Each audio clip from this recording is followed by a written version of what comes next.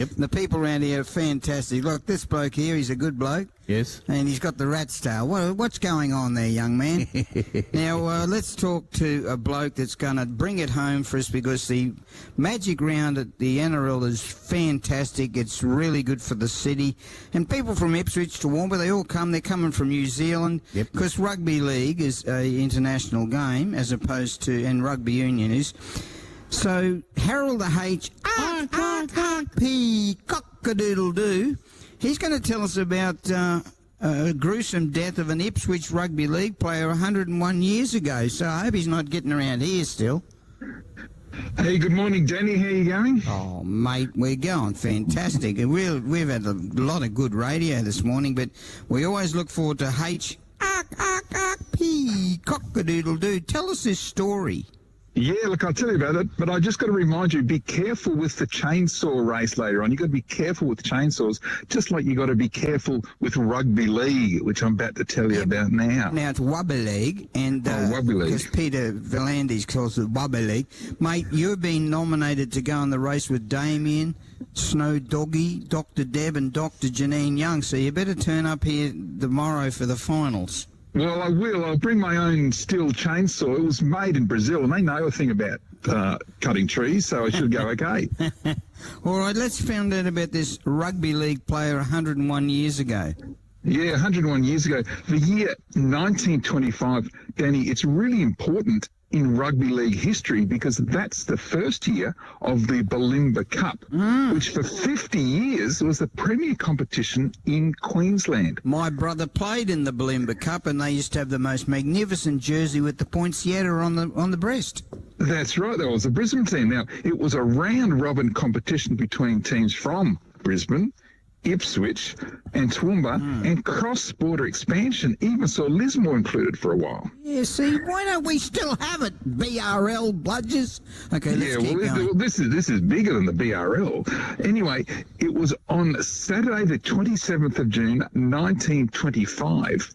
The Ipswich Rugby League team and hundreds of supporters travelled up the range for the Bulimba Cup match against Toowoomba. Now, Brisbane had already been eliminated from contention, and excitement was so great that the attendance in Toowoomba was expected to break the record by the 10,000 set against England the year before. Wow.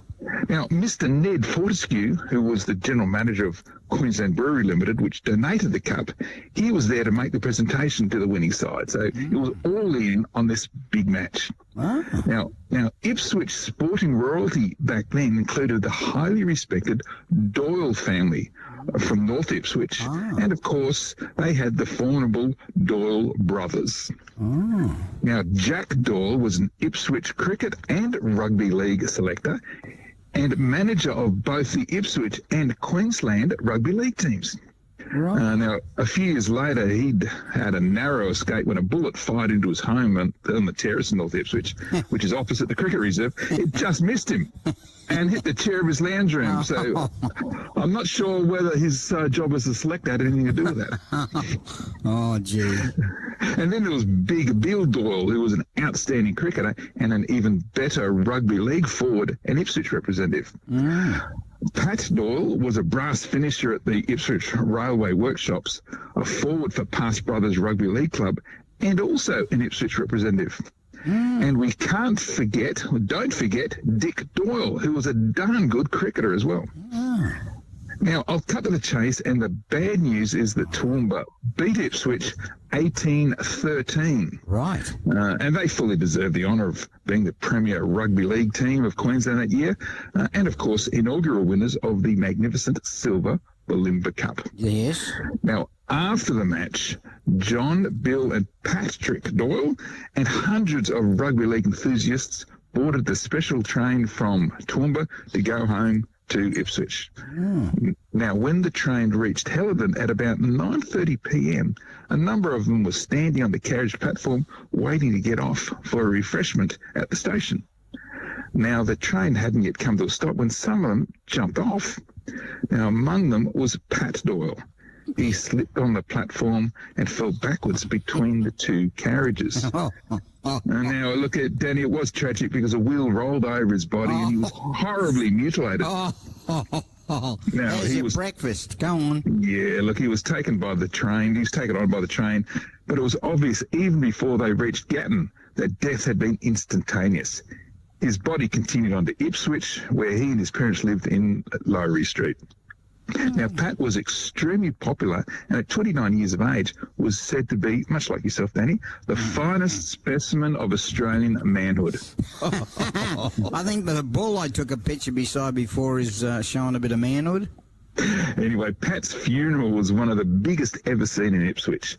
And the next day, the Ipswich Viceregal Band opened its recital in Queen's Park with the hymn, Nearer My God to Thee, as a mark of respect to Pat. Just quickly, you know who sang that? Who's that? Nearer My God to Thee was sung with the last song played on the Titanic as it was sinking. That's right. Nearer My God to Thee. Go on. And also for Pat Doyle at the Queen's Park the next after his funeral. But anyway, so if you're enjoying Magic Round this weekend, Danny, just be careful and spare a thought for Ipswich's Patrick Francis Doyle, who 101 years ago was probably Queensland's first ever rugby league fatality. Yeah, not So only be that, mate, what a great story. And once again, flaming wish the council would get this book out about Ipswich. It's so good. It's some of the stories you tell, and you rejuvenate stories that people forgotten about. Yeah, especially someone like Pat Doyle. Like, he was one of the great players of one of the great early rugby league teams in Ipswich. We can't forget these people. I remember the Blimber Cup. My brother's still got the jersey. I got it framed, but he doesn't sort of go for that sort of stuff. But it's framed. I've got it at my place. But yeah, it was a big deal. Ipswich playing Toowoomba, when the Toowoomba had the Clydesdales, which had some of the great players play for the Clydesdales, and rugby wobbly leg. It was massive. But And who will ever forget 1924 when the Clydesdales beat the touring England team? Well, it was a landmark day in Queensland Rugby League. You're a walking, stinking, talking historian. Now, how do we get a copy Ask of this? anyone in Toowoomba. Anyone in Toowoomba will tell you that. They're taught that in schools up there. But anyway, The Clydesdales. go to Clydesdales. Anyway, you can read about the Clydesdales and this story, of course. I'll post this first thing in the morning on my website, historyouthere.com. Mate, great having you on the program. There's a wonderful story, and it's very relevant where we're sitting here for the 153rd Ipswich show. You have your ears tuned to West Bremer Radio.